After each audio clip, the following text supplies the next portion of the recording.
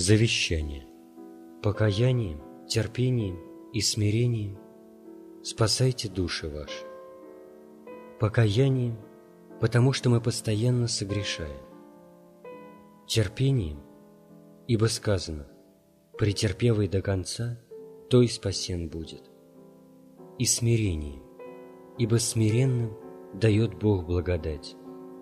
Вот, я отхожу в вечность, и при гробе прошу прощения у всех. Сам я крайне доволен всеми прихожанами. От многих видел искреннюю любовь к себе. Благодарю всех, и любящих, и недовольных. Всех благодарю, и искренне у всех прошу прощения. Земно кланяюсь вам. Простите меня ради Христа. Не помяните злом. Кто может, хоть изредка поминайте о упокоении грешного вашего священника. Все время я старался от всей души наставить вас на правильный путь. Большинство не понимает христианство. Некоторые поняли, что самое главное – понуждать себя и делать заповеди Христовы, и каяться в своих недостатках и нарушениях заповедей. Каяться всегда, считать себя негодными для Царствия Божия, умолять Господа о милости, как мытарь: «Боже, будь милостив мне, грешному».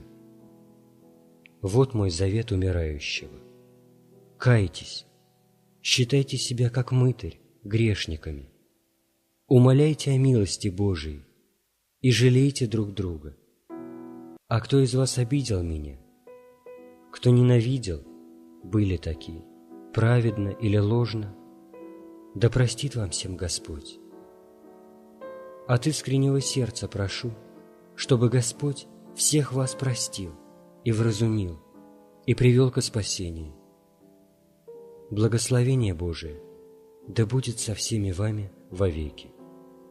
Поминайте меня, грешного. Аминь.